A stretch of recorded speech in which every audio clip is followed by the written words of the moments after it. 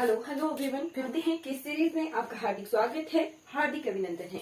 आज हम जो है अपना 15th स्टेट कंप्लीट करेंगे, दैट इज कर्नाटका। ठीक है जी, 15th जो है स्टेट आज हम पढ़ेंगे। कर्नाटका के बारे में A to Z जो है कम्प्लीटली कवर करेंगे। ठीक है, चलिए कर्नाटका की फॉर्मेशन कब हुई थी? तो कर्नाटका जो है डेक्कन का पार्ट है, यानी दक्कन के पठार का पार्ट है। कर्नाटका पहले क्या था? कर्नाटका था पहले मद्रास। ठीक है, मद्रास था। फिर जो है 1 नवंबर 1956, ठीक है, 1 नवंबर 1956 को जो है इसे कर्नाटका एज अ स्टेट के रूप में मनाया गया था। ठीक है, 1 नवंबर 1956 को। इसकी कैपिटल क्या है? तो इसकी कैपिटल है बेंगलुरु, या फिर बेंगलौर भी कहते हैं। ठीक है, कैपिटल कौन है? तो कैपिटल है जी बेंगलौर, या फिर बेंगलुरु भी कैपिटल को कहते हैं। ठीक है, दो नाम है इसके, बेंगलुरु या बेंगलौर। ठीक है, आप इसे जाना किन किन चीजों के लिए जाता है? तो it is known for the largest coffee production. Karnataka में जो है भारत की सबसे ज्यादा कॉफी उगती है। ठीक है, it is known for the largest production of coffee.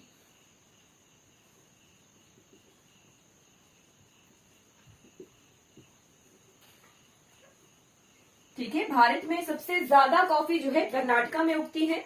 फिर उसके बाद ये जो है मैसूर पैलेस, कर्नाटका का मैसूर पैलेस। ठीक है, मैसूर पैलेस, मैसूर का किला। ठीक, मैसूर पैलेस जो है वो सबसे ज्यादा विजिट किया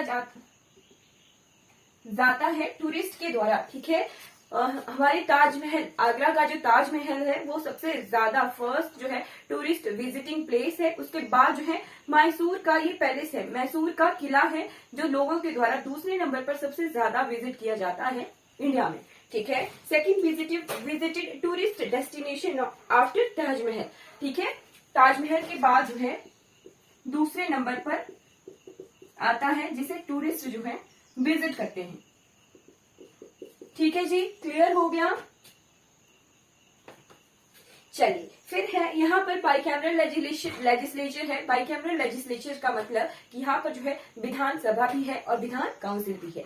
ठीक, चलिए अब आ जाते हैं कर्नाटक के गवर्नर, सीएम और हाईकोर्ट के बारे में। ठीक है, थोड़ा लेंथी भी हो जाएगा चैप्टर, क्योंकि कर्नाटक के जो जीआई टैग है वो बहुत ज्यादा है, लगभग 30 से ज्यादा जीआई टैग है कर्नाटक में। ठीक है, तो थोड़ी क्लास की लेंथ भी लंबी रहेगी। ठीक, गवर्नर यानी राज्यपाल। पहले राज्यपाल कौन थे यहाँ के थे जयाचामराजा वुडियर।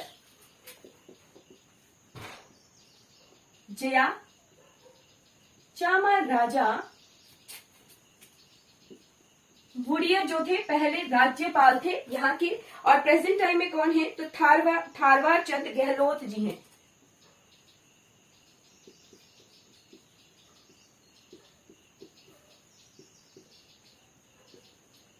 ये प्रेजेंट टाइम के गवर्नर हैं कर्नाटक के। ठीक है, ये जो वुडियर थे, चामराजा वुडियर, ये 1 नवंबर 1956 से 4 मई 1963 तक जो है गवर्नर रहे हैं। ठीक है, काफी लंबे पीरियड के लिए ये गवर्नर रहे थे। फिर उसके बाद आती है बारी सीएम की, यानी मुख्यमंत्री कौन थे? पहले मुख्यमंत्री थे के चंगलाजा रेड्डी।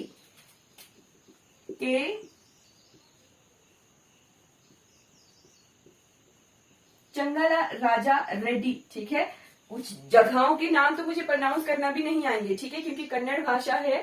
ठीक, तो फिर मैं स्पेलिंग लिखूंगी, आप नोट कर लीजिएगा। 25 अक्टूबर 1947 से लेके 1952 तक जो है ये सीएम रहे थे मैसूर के। ठीक है, मैंने कहा कि पहले ये मैसूर था। ठीक, फिर उसके बाद 1956 में इसे कर्नाटक का नाम दिया गया था। ठीक है, तो 1947 से 1952 तक ये रहे थे मुख्यमंत्री। और प्रेजेंट टाइम में कौन है यहाँ के मुख्यमंत्री? तो प्रेजेंट टाइम में यहाँ है सिद्धारमैया। ठीक है, सिद्धारमैया जी जो हैं प्रेजेंट टाइम के यहाँ के मुख्यमंत्री हैं। ये आईएनसी से हैं, इंडियन नेशनल कांग्रेस से हैं। ठीक, और ये 1947 से ही जो है 1952 तक जो है सीएम रहे थे। ठीक है, फिर आ जाइए यहाँ के हाईकोर्ट के बारे में। हाईकोर्ट तो हाई कोर्ट कहाँ पर प्रेजेंट है? यहाँ का हाई कोर्ट है बेंगलोर में काम कर रहा है, ठीक है, बेंगलोर में है। ठीक, बेंगलोर में ये इनके प्रेजेंट फर्स्ट जो चीफ जस्टिस थे वो कौन थे? तो honourable justice R Venkata Ramaiah ji, honourable justice R Venkata Ramaiah.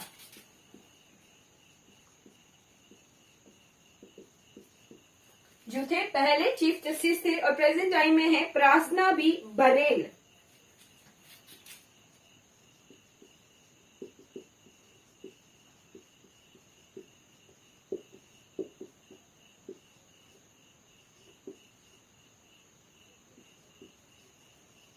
ये जो है प्रेजेंट टाइम के चीफ जस्टिस हैं बेंगलोर हाई कोर्ट के। क्लियर हो गया। अब बढ़ जाते हैं यहाँ के एरिया की तरफ। एरिया, बाउंड्री लाइन और मैप देखेंगे कर्नाटक का। ठीक है, तो एरिया कितना है कर्नाटक का एरिया और कौन कौन से जो पड़ोसी राज्य हैं वो देखते हैं। ठीक है, एरिया, बाउंड्री एंड नेबर्स।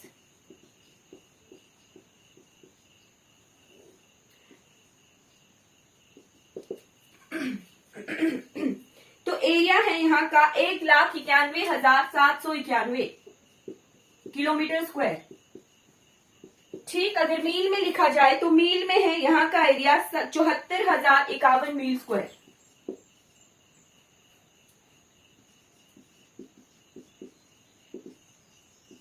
यहाँ का एरिया है। ठीक है, फॉरेस्ट एरिया कितना है यहाँ पर? तो जी फॉरेस्ट एरिया है 38,284 kilometre square. Area bye states और यूटीज को मिलाकर कर्नाटक जो है 8th रैंक करता है। ठीक है, फिर देख लेते हैं यहाँ की पॉपुलेशन और सेंसस 2011 की कुछ आंकड़े। ठीक है, पॉपुलेशन कितनी है यहाँ की? अकॉर्डिंग टू 2011 सेंसस जो है 2011 की जनगणना के अनुसार यहाँ की पॉपुलेशन है जी लगभग 6 करोड़। ठीक है, 6,11,30,704। इतनी जो है यहाँ की पॉपुलेशन है। ठीक है, पॉपुलेशन डेंसिटी कितनी है यानी जनसंख्या घनत्व कितना है? जनसंख्या घनत्व यानी प्रति 1 किलोमीटर वर्ग स्क्वायर एरिया में जो है कितने व्यक्तियों के रहने की क्षमता है? तो प्रति 1 किलोमीटर वर्ग स्क्वायर में जो है 320 व्यक्ति प्रति वर्ग किलोमीटर स्क्वायर क्षमता है। हाँ बोल मम्मी, बाहर गौतम होना।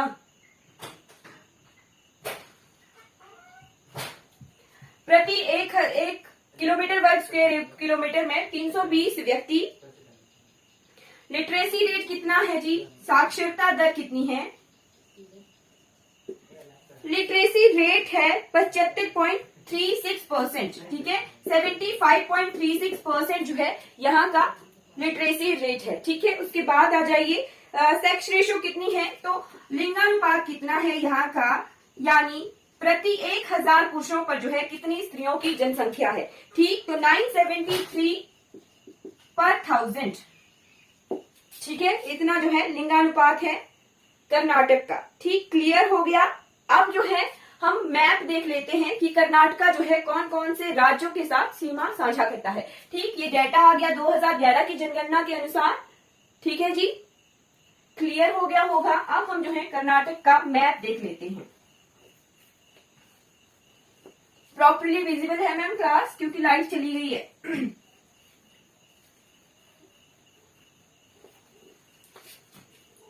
विजिबल है?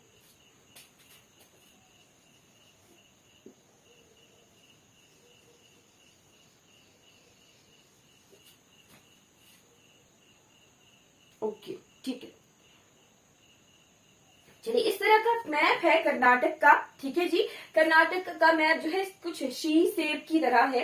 ठीक है, अब देख लेते हैं कि यहाँ के पड़ोसी देश जो हैं, पड़ोसी राज्य जो हैं कौन कौन से हैं। ठीक है, तो कर्नाटक के नॉर्थ में है जी, यहाँ जैसे ये जो पोर्शन है, ये वाला पोर्शन।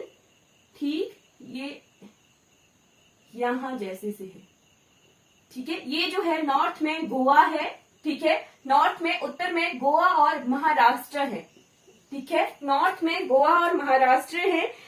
इसके ईस्ट में ये जो महाराष्ट्र है ये इस तरह से इधर तक है, ठीक है, मतलब प्रॉपरली नॉर्थ में और साउथ ईस्ट की तरफ भी, नॉर्थ ईस्ट की तरफ भी महाराष्ट्र ही है कर्नाटक के, ठीक है। फिर ये जो पोर्शन है ये इस तरह से जो है तेलंगाना है, ठीक है, ये ऐसे तेलंगाना है, ठीक है, क्लियर हो गया, ठीक है। तो इसके ईस्ट की तरफ तेलंगाना है, ठीक है। नेक्स्ट क्लासेस में 2 क्लासेस में हम आंध्र प्रदेश और तेलंगाना पढ़ेंगे, ठीक है। इसके ईस्ट में जो है तेलंगाना है, ठीक। तेलंगाना के बाद ये जो है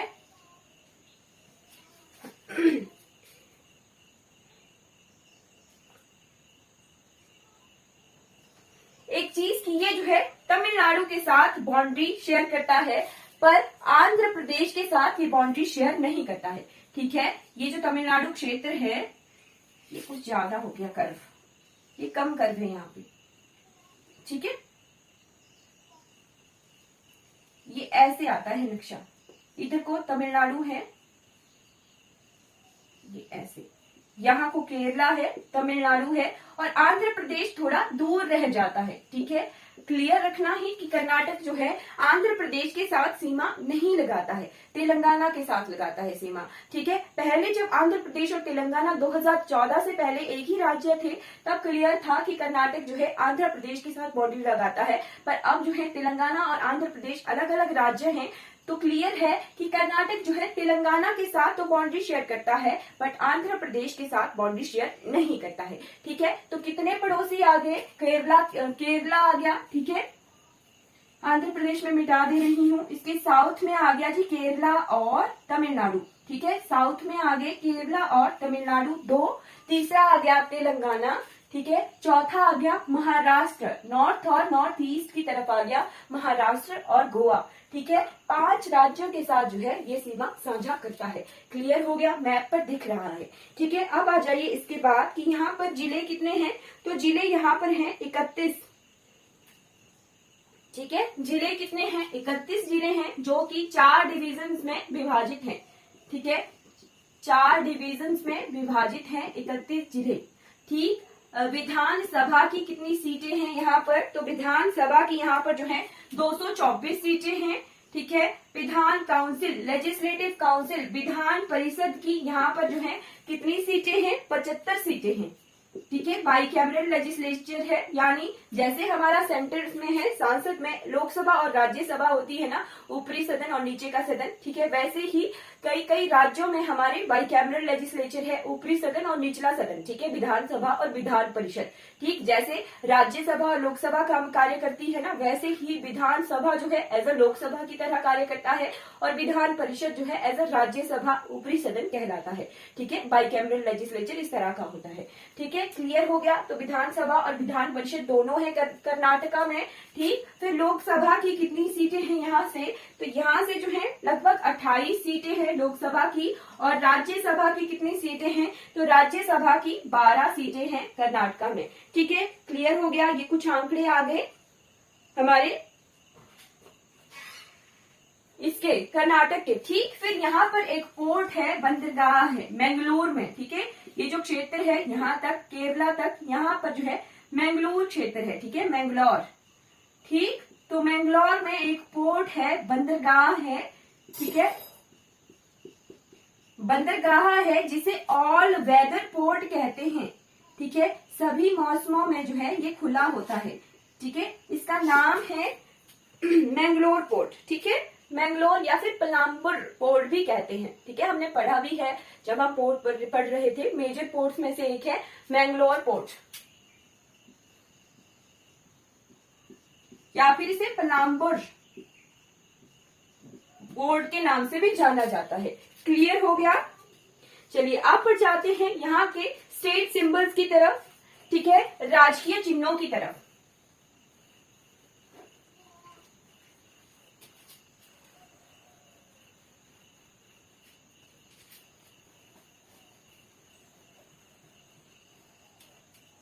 ठीक है जी, स्टेट सिंबल्स,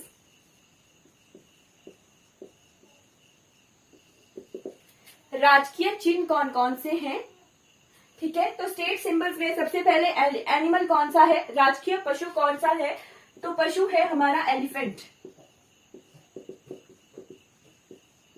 ठीक है। एलिफेंट नहीं लिखा होता तो कई बार इंडियन एलिफेंट नाम से भी लिखा होता है, ठीक है। एलिफेंट आ गया। फिर वर्ड है जी इंडियन रोलर, इंडियन रोलर,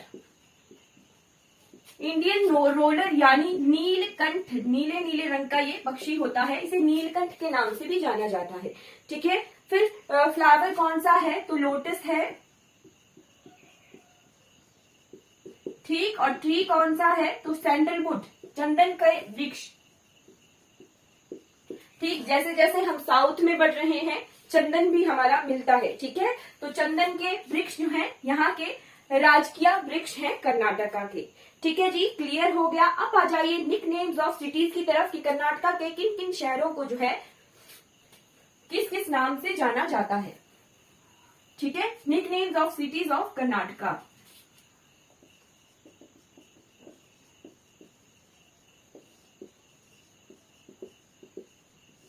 ठीक, सबसे पहले नोट कर लीजिए, सबसे पहले लिखिए मैंगलोर, सबसे पहला शहर आ गया मैंगलोर।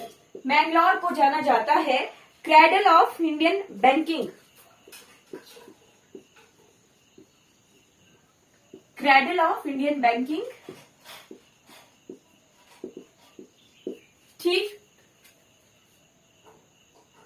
उसके बाद लिखिए gateway of Karnataka,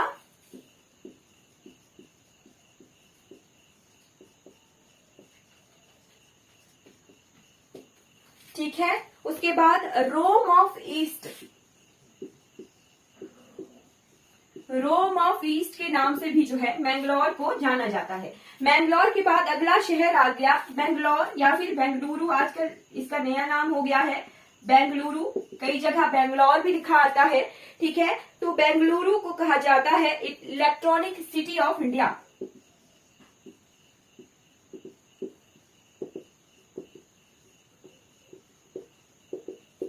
electronic city of India. उसके बाद गार्डन सिटी ऑफ इंडिया,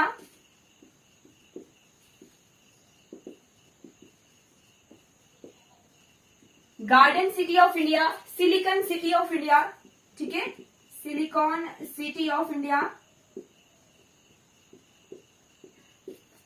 ठीक। उसके बाद IT capital of India, science city of India,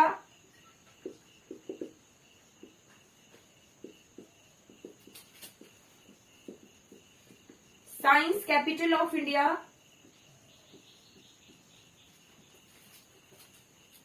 ठीक है। स्पेस सिटी, अब स्पेस सिटी क्यों जाना जाता है, क्योंकि हमारा इसरो, इसरो का मुख्यालय है बेंगलोर में, ठीक है। साल लगाकर नोट कर लीजिएगा। वैसे तो चंद्रयान 3 के बाद इतनी इंफॉर्मेशन सभी ने कलेक्ट ही कर ली होती है, ठीक है। इसरो का जो मुख्यालय है वो बेंगलोर में है, ठीक है। आपके लिए होमवर्क है कि कितने 1960 को जो है बेंगलोर में इसरो की स्थापना की गई थी, तो वो डेट कौन सी थी, वैसे जो है 1960 है, मैंने एक क्लास में पढ़ाया भी है, ठीक है। चलिए, जहां हम लेक्स पढ़ रहे थे, पुलिकट लेक के बारे में, श्रीहरिकोटा के बारे में जब मैंने पढ़ाया था, तो मैंने इसरो के बारे में भी वहां पर पढ़ाया हुआ, ठीक है। फिर आ जाइए मैसूर, ठीक है, मैसूर, ठीक। तो मैसूर को कहा जाता है green city, heritage city, green city, heritage city के नाम से जाना जाता है। और लास्ट शहर आ गया कुर्ग, कुर्ग, कुर्ग को जाना जाता है स्कॉटलैंड ऑफ इंडिया,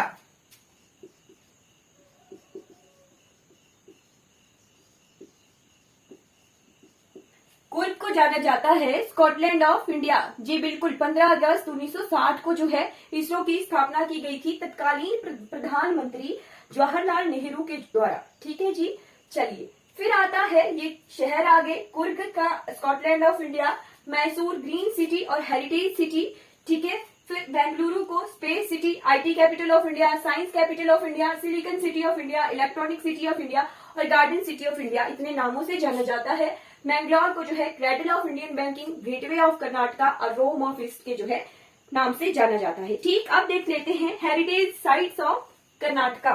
ठीक है, आपके लिए होमवर्क रहेगा एक यहाँ से हेरिटेज साइट से मैं बताती हूँ। ठीक है, चलिए हेरिटेज साइट्स में जो है कर्नाटक में 3-4 हेरिटेज साइट्स हैं जो कि यूनेस्को ने जो है वर्ल्ड हेरिटेज साइट्स में शामिल किया हुआ है। ठीक है, यूनेस्को की वर्ल्ड हेरिटेज साइट्स। ठीक, तो जो हम्पी के टेम्पल कॉम्प्लेक्सेस हैं, ठीक है, वो आते हैं group of monuments at Hampi. ठीक है, यहाँ पर चैरियोट्स हैं यानी रथ हैं, पत्थरों से कार्व किए हुए रथ हैं हम्पी में। ठीक है, चैरियोट्स कहा जाता है रथ को। ठीक है, तो group of monuments at Hampi.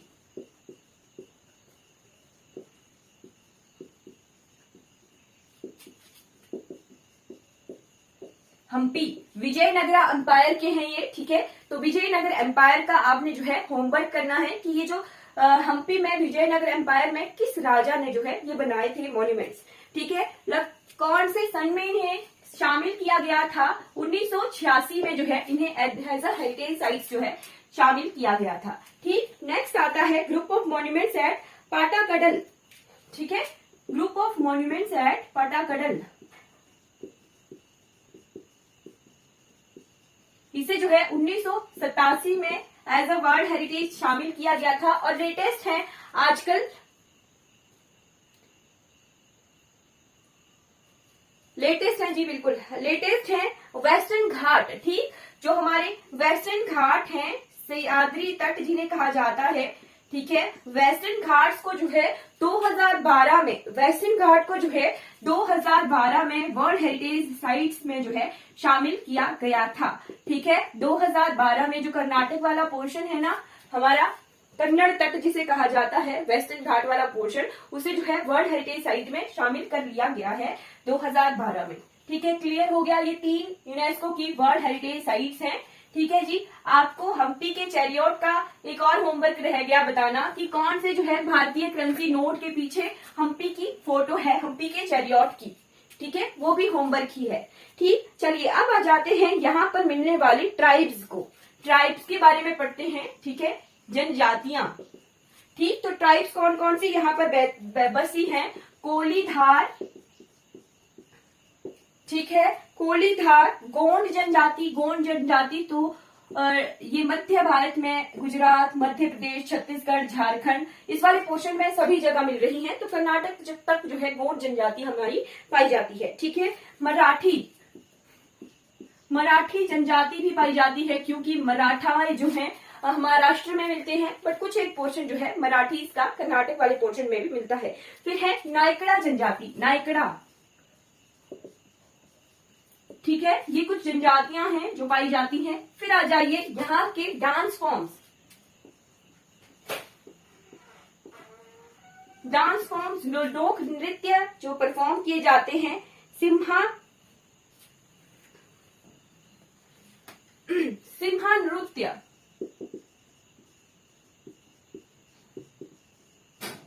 Simha नृत्य। फिर यक्षगान, यक्षगान का जो है पेपर में क्वेश्चन आया था। ठीक है, यक्षगान, स्टार लगाकर नोट कर लीजिएगा। यक्षगान, यक्षगान के बाद हरिकथे। ठीक है, हरिकथे, बयालाटा, इस तरह के डांस हैं।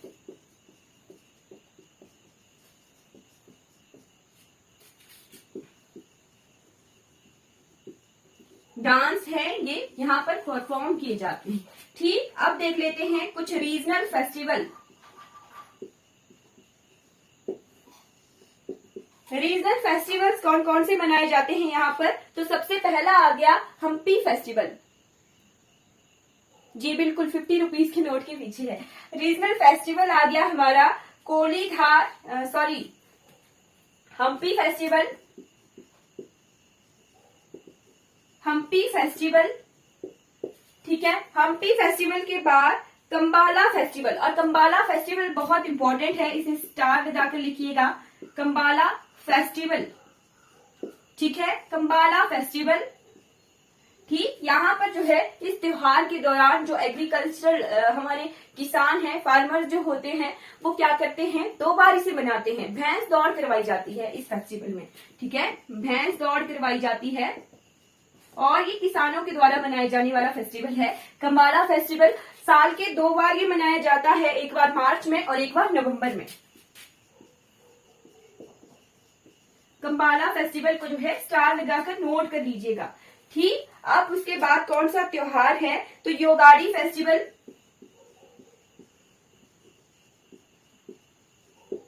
योगाड़ी फेस्टिवल, फिर उसके बाद करागा फेस्टिवल। करागा फेस्टिवल के बाद मैसूर का दशहरा स्टेट फेस्टिवल है यहाँ का, ठीक है, दशहरा जो है स्टेट फेस्टिवल है मैसूर का, ठीक है, मैसूर ही राज्य पहले था, इसका नाम मैसूर ही था, कर्नाटक तो बाद में लिख रखा गया है, ठीक है। ये कुछ रीजनल फेस्टिवल क्लियर हो गए हमारे, ठीक है, डांस फॉर्म्स हमने देख लिए। ठीक, चलिए आगे बढ़ जाते हैं। जीआई टैग्स, तो जीआई टैग्स बहुत ज्यादा हैं, हम क्लास के एंड में लिखेंगे इनको, ठीक है जी।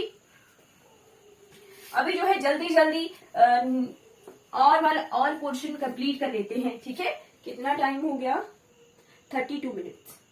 चलिए जल्दी जल्दी कंप्लीट कर लेते हैं ना। नेशनल पार्क्स, नेशनल पार्क कौन कौन से हैं यहाँ पर, बांदीपुर सबसे पहले तो अंशी नेशनल पार्क है, ठीक है, अंशी नेशनल पार्क टाइगर रिजर्व भी है। बांदीपुर नेशनल पार्क, बांदीपुर भी टाइगर रिजर्व भी है, ठीक है। बांदीपुर के बाद राजीव गांधी नेशनल पार्क, बन्नेर घाटा नेशनल पार्क, बन्नेर घाटा नेशनल पार्क, ठीक है। बन्नेर घाटा के बाद खुद्रेमुख नेशनल पार्क, खुद्रेमुख नेशनल पार्क, ठीक, खुद्रेमुख के पास ब्रह्मगिरी पर्वत है जहां से कृष्णा नदी बहती है, ठीक है। फिर नागरहोल नेशनल पार्क, ठीक है, नागरहोल नेशनल पार्क, ये नीलगिरी जो है हिल्स के पास आता है नागरहोल, ठीक है। नागरहोल नीलगिरी बायोस्फीयर रिजर्व के अंडर भी आ जाता है, बांदीपुर और नागरहोल दोनों ही उसके अंडर आ जाते हैं, ठीक है। उसके बाद आ जाइए यहाँ के वर्ल्ड सेंचुरीज, ठीक है, वर्ल्ड सेंचुरीज, पक्षी अभ्यारण्य कौन कौन से हैं यहाँ पर, ठीक। तो पक्षी अभ्यारण्य कौन कौन से हैं, एक है गुड़ावी बर्ड सेंचुरी, ठीक है, गुड़ावी बर्ड सेंचुरी। गुड़ावी के बाद है यहाँ से यहाँ पर मंदागड़े बर्ड सेंचुरी, ठीक है, मंदागड़े, मंदागड़े बर्ड सेंचुरी, ये जो है 2 बर्ड सेंचुरीज हैं यहाँ पर, ठीक है। उसके बाद जो है यहाँ की वाइल्ड लाइफ सेंचुरीज देख लेते हैं, तो 4 ही वाइल्ड लाइफ सेंचुरीज हैं यहाँ पर, ठीक है, वाइल्ड लाइफ सेंचुरीज यानी वन्य जीव अभ्यारण्य, ठीक है। तो कौन कौन सी है, एक है BR hills wildlife sanctuary, BR hills wildlife sanctuary, ठीक। दूसरी है जी Kaveri wildlife sanctuary, sorry मैंने ब्रह्मगिरी पर्वत से कृष्णा रिवर बोली ना, वो गलत बता दिया, कावेरी नदी निकलती है ब्रह्मगिरी से, कृष्णा हमारे महाराष्ट्र से महाबलेश्वर पर्वत से निकलती है, ठीक है। Kaveri wildlife century,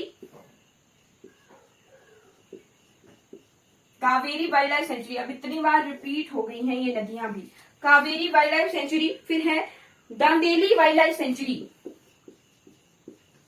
Dandeli wild life sanctuary. और चौथी जो वाइल्ड लाइफ सेंचुरी है वो है Vadra, Vadra wild life sanctuary. ये 4 वाइल्ड लाइफ सेंचुरीज हैं कर्नाटक में, ठीक है जी, क्लियर हो गया। ठीक, खुद्रेमुख के पास मैंने ब्रह्मगिरी पर्वत से बताई कि कावेरी नदी निकलती है, ठीक है। और खुद्रेमुख के ईस्ट की तरफ स्टार लगाकर नोट कर लीजिएगा, लास्ट ईयर के एलाइड के एग्जाम में ये क्वेश्चन आया था, ठीक है। खुद्रेमुख के पास ईस्ट की तरफ है कोलार गोल्ड फील्ड, ठीक है, वैसे मिनरल्स वाले क्वेश्चन में ये क्लियर हुआ है, ठीक, कोलार गोल्ड फील्ड्स, ठीक है। सोने की खाने कोलार की और हट्टी की, तो कोलार का क्वेश्चन तो नहीं आया था पर हट्टी का आया था कि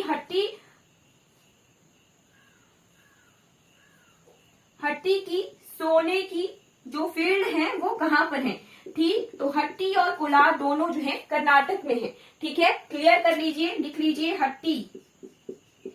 हट्टी और कोलार दोनों जगहें जो है हमारे कर्नाटक में है, ठीक, इसके बाद आ जाते हैं यहाँ के एग्रीकल्चरल प्रोडक्ट की तरफ। ठीक है, तो मैंने क्लास की शुरुआत में ही बताया था कि कर्नाटक जो है लार्जेस्ट प्रोड्यूसर है कॉफी का। ठीक है, कॉफी का लार्जेस्ट प्रोड्यूसर है एग्रीकल्चरल प्रोडक्ट।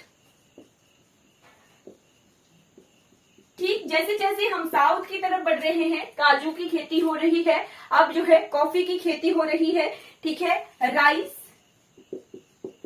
पल्सेस को लेग्यूम्स भी कहा जाता है। ठीक है, व्हीट भी कुछ जगहों पर उगाई जाती है। कॉफी का लिख लीजिएगा कि लार्जेस्ट प्रोड्यूसर है। कॉफी के साथ अब जो है हम बढ़ रहे हैं, तो तेलंगाना में हमें चिलीज मिलेंगी, आंध्र प्रदेश में चिलीज मिलेंगी। ठीक है, आंध्र प्रदेश में तो जीआई टैग भी मिला हुआ है चिलीज को। ठीक है, कॉफी को कर्नाटक में जीआई टैग मिला है 1-2 जगह की कॉफी को। ठीक है, अब आ जाते हैं यहाँ पर बहने वाली नदियां, झरने और झीलें। ठीक है,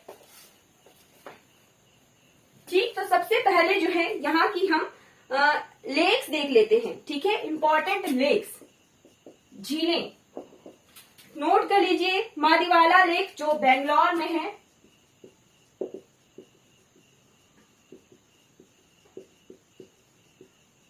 मादीवाला लेक ये बेंगलोर में है। पंपा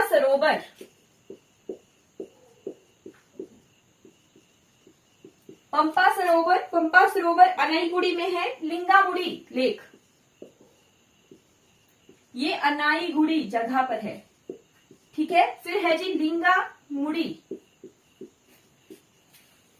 लिंगमबुद्धि ये मैसूर में है।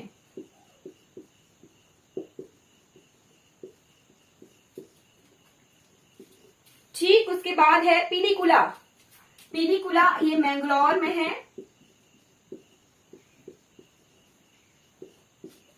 ठीक, उसके बाद है नागुरा लेक, इसका क्वेश्चन आया था, नायगुरा लेक का जो है क्वेश्चन आया था,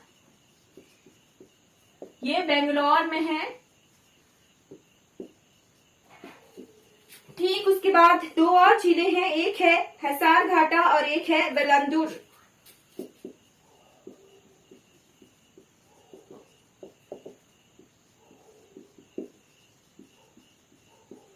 ये दोनों जो है बेंगलोर में है, हिसार घाटा और वेंदूर। ठीक, अब इसके बाद जो आ जाइए यहाँ की नदियां। ठीक है, रिवर्स। ठीक, तो सबसे पहली नदी तो मैंने कावेरी बताई। ठीक है, कावेरी,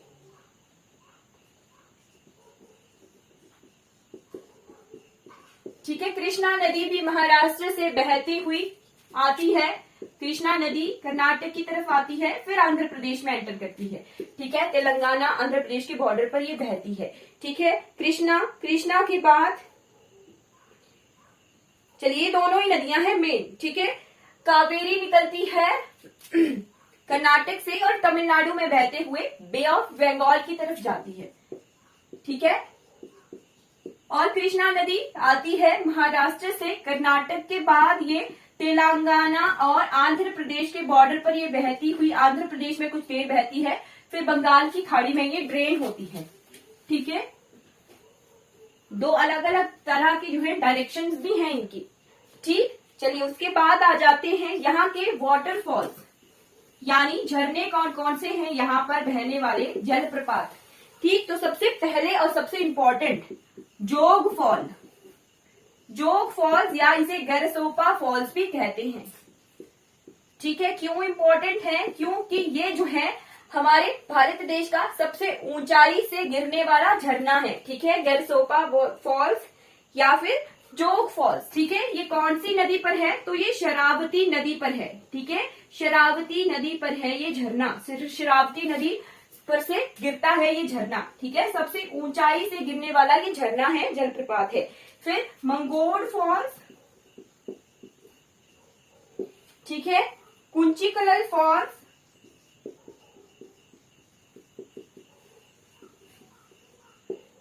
उसके बाद आ जाइए कलहटी फॉल्स। ठीक, उसके बाद आ जाइए बरकाना फॉल्स। बरकाना के बाद नोट कर लीजिए उंचली फॉल्स या इसे केपू फॉल्स भी कहते हैं।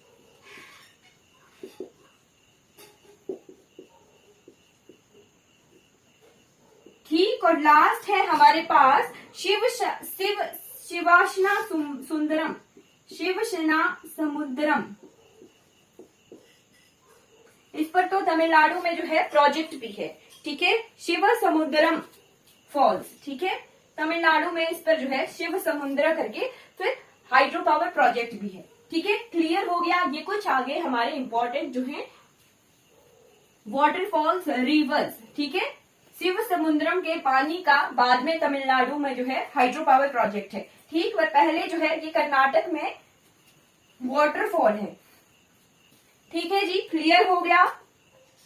अब जो है यहाँ के डैम देख लेते हैं, नदियों पर बने बांध, ठीक। तो सबसे पहले इंपॉर्टेंट आ जाता है कृष्णा राजा सागर डैम, ठीक है, कृष्णा राजा सागर डैम, ठीक। एक हम पढ़ते हैं नागार्जुन सागर डैम, ये भी कृष्णा नदी पर है, पर ये तेलंगाना आंध्र प्रदेश के बॉर्डर पर है, ठीक। पर कर्नाटक में जो है कृष्णा नदी पर है कृष्णा राजा सागर डैम, ठीक है, नोट कर लिया होगा। पर है ये नदी कौन सी है, ये अलग चीज आ जाती है। दिखने पर है जी कृष्णा राजा सागर डैम, पर ये है किस नदी पर, ये कावेरी नदी पर है, कंफ्यूज कर सकता है ना। एक है हमारा नागार्जुन सागर डैम, ये कृष्णा नदी पर है, पर आंध्र प्रदेश और तेलंगाना में है, ठीक। और ये कृष्णा राजा सागर डैम ये कावेरी नदी पर है, ठीक है। फिर उसके बाद आ जाइए तुंगभद्रा डैम। तुंगभद्रा किसकी सहायक नदी है, तो कृष्णा की सहायक नदी है तुंगभद्रा, और तुंगभद्रा डैम जो है कृष्णा नदी पर है, ठीक है। फिर उसके बाद आ जाइए सुपा डैम, ये काली नदी पर है, काली नदी वेस्टर्न घाट की तरफ जो है गिरने वाली नदी है, छोटी सी, ठीक है। फिर है हेमावती डैम, हेमावती डैम भी, ये भी कावेरी नदी पर बना हुआ है, हेमावती डैम कावेरी की सहायक नदी है, हेमा नदी, ठीक है, कावेरी नदी पर बना हुआ है ये भी, ठीक है। उसके बाद आ जाइए अलमाटी डैम। अलमाटी डैम बहुत इंपॉर्टेंट है, इसका क्वेश्चन आता है कि अलमाटी डैम जो है कौन से राज्य में है, ठीक है। तो अलमाटी डैम हमारा कर्नाटक में है, और ये कृष्णा नदी पर ये बना हुआ है, ठीक है। अलमाटी डैम हमारा कृष्णा नदी पर बना हुआ है। फिर है वनी विलसारा सागर, वनी बिलसारा सागर, ठीक है। ये जो डैम है हमारा वेदावती नदी पर है, ठीक है, वेस्टर्न घाट की तरफ ये गिरने वाली नदी है, ठीक है। ये कुछ इंपॉर्टेंट डैम आ गए हमारे कर्नाटक के, ठीक है। कावेरी, कृष्णा, काली और वेदावती नदियों पर डैम बने हुए हैं,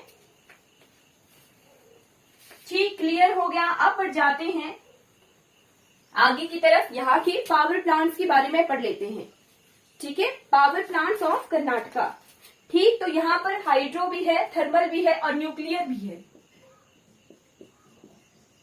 पावर प्लांट्स, ठीक। तो थर्मल में यहाँ पर 3 पावर प्लांट है, Yermarus thermal power plant,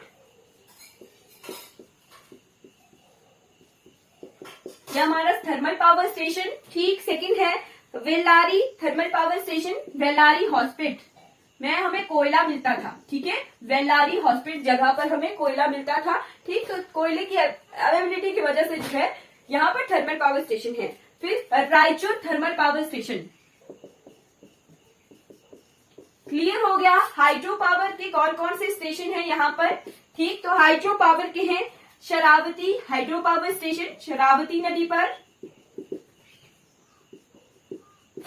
Sharavati के पास अलमाटी डैम में भी जो है हाइड्रो पावर स्टेशन है। अलमाटी डैम का तो क्वेश्चन आता है, स्टार लगाकर इसे नोट करके रखिएगा, अलमाटी डैम। फिर है नागजाही हाइड्रो पावर स्टेशन, ठीक, क्लियर हो गया। ये कुछ हाइड्रो पावर स्टेशन है। फिर आता है न्यूक्लियर पावर प्लांट, ठीक। तो न्यूक्लियर पावर प्लांट कहाँ पर है, कायगा जगह पर, ठीक है, Kaiga atomic power station. Location क्या है इसकी, तो उत्तर कनाडा, ठीक है, उत्तर कनाडा में है, नॉर्दर्न पोर्शन में है,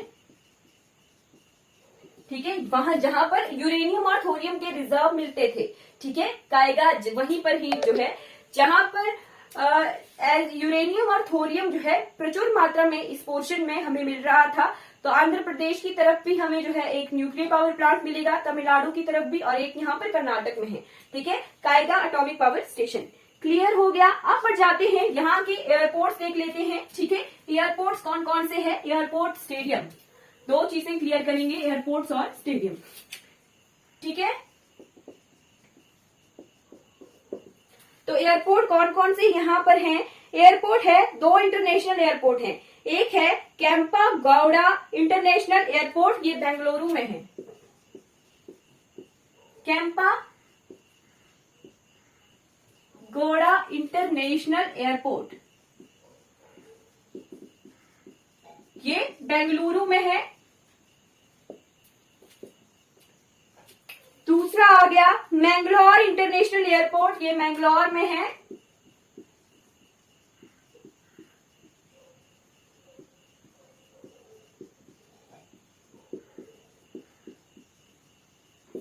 ठीक है, मैंगलोर के बाद है जी मैसूर एयरपोर्ट, ये मैसूर में है। ठीक है, और चौथे नंबर का एयरपोर्ट है यहाँ पर विडार एयरपोर्ट, ये विडार जगह पर है। ये दो छोटे एयरपोर्ट है और दो यहाँ पर इंटरनेशनल एयरपोर्ट है। ठीक, अब देख लेते हैं यहाँ के स्टेडियम्स। ठीक, तो स्टेडियम्स कौन कौन से हैं यहाँ पर? स्टेडियम्स में लिख लीजिए सबसे पहले एम चिन्ना स्वामी स्टेडियम बेंगलोर, एम चिन्ना स्वामी स्टेडियम बेंगलोर। ठीक है, उसके बाद है यहाँ पर KSHA हॉकी स्टेडियम,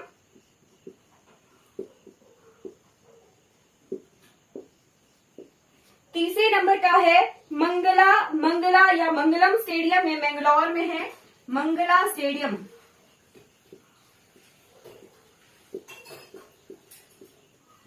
मैंगलोर में है। और चौथे नंबर का स्टेडियम आ गया हमारे पास श्री कांतिवीरा स्टेडियम, ये बेंगलोर में है।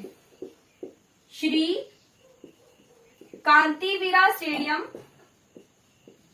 ये बेंगलोर में है।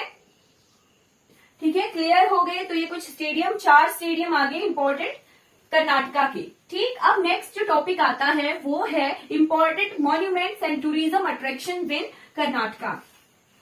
ठीक है जी, important monuments and tourism attraction.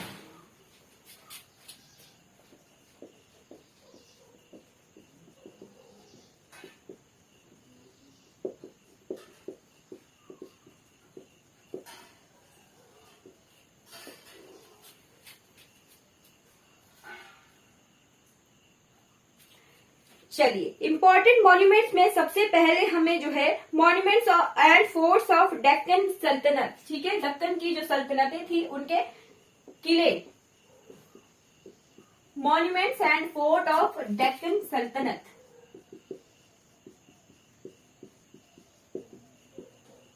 ठीक है, बहुत मेडिवल हिस्ट्री में बाद में विजयनगर एम्पायर यहाँ पर उभर के आई थी। ठीक है, तो विजयनगर एम्पायर के बहुत अच्छे अच्छे किले और मॉन्यूमेंट्स हैं।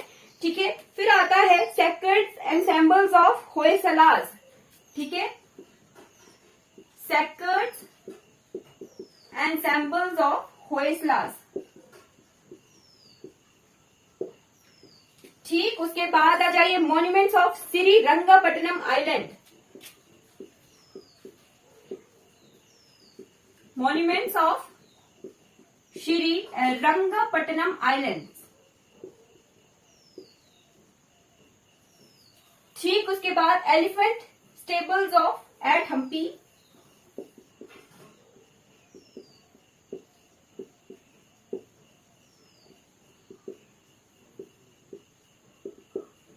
ठीक, उसके बाद कवाड़ा केव्स नियर धंधोली।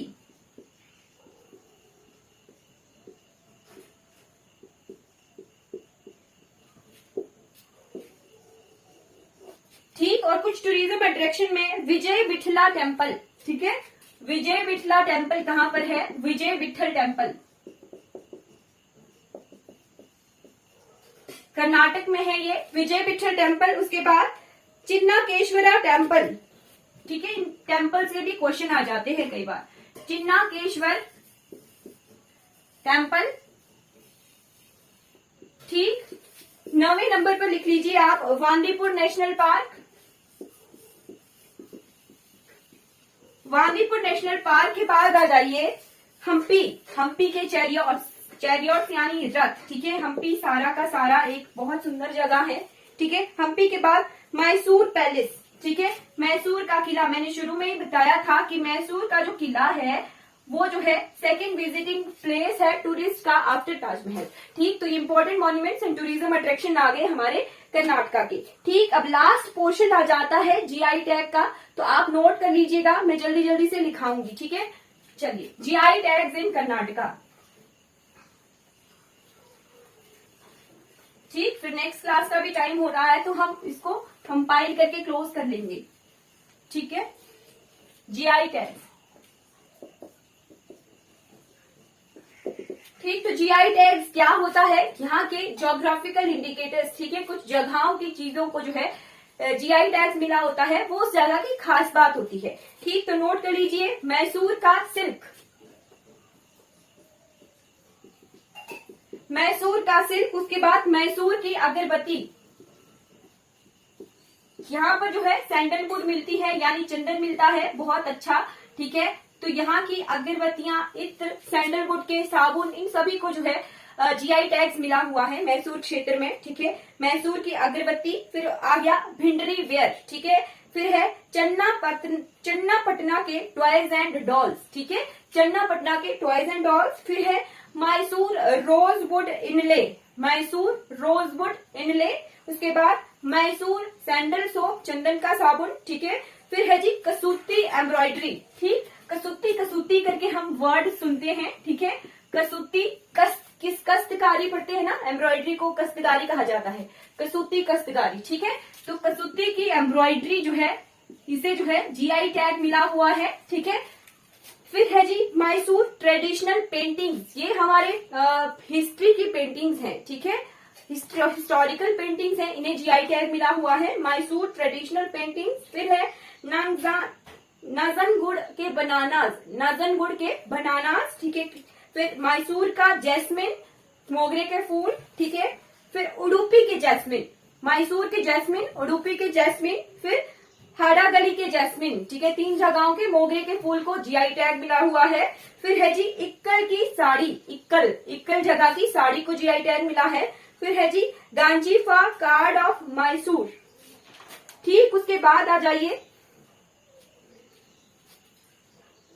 कलनपुर के रेड बनानास को जीआई टैग मिला हुआ है। संडूर लंबानी की एम्ब्रॉयडरी को जीआई टैग मिला हुआ है।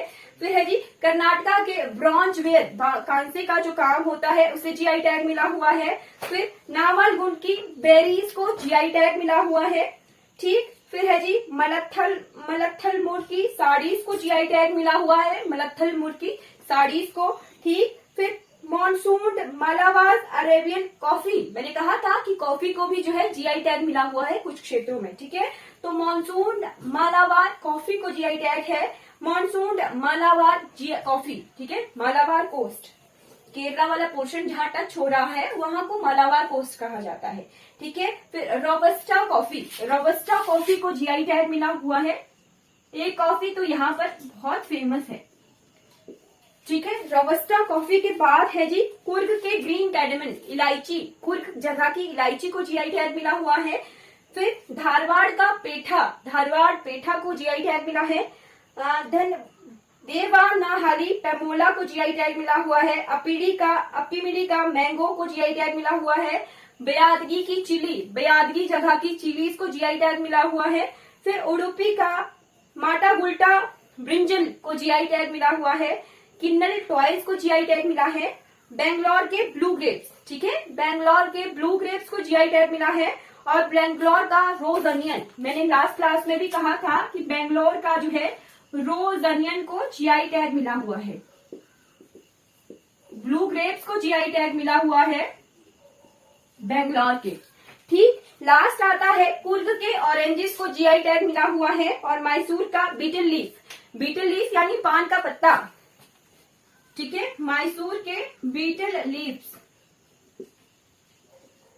को जो है जीआई टैग मिला हुआ है। ये कुछ इंपॉर्टेंट जीआई टैग्स आ गए हमारे कर्नाटका के, ठीक है। तो आज की क्लास में जो है हमने कर्नाटक के बारे में A to Z completely cover कर लिया है। अगर कोई डाउट, आज की क्लास हमारी कंप्लीट हो जाती है। कल की क्लास में हम जो है आंध्र प्रदेश पढ़ेंगे और परसों की क्लास में हम तेलंगाना पढ़ेंगे। आई होप आपको क्लास अच्छी लगी होगी। Thank you so much for watching this class.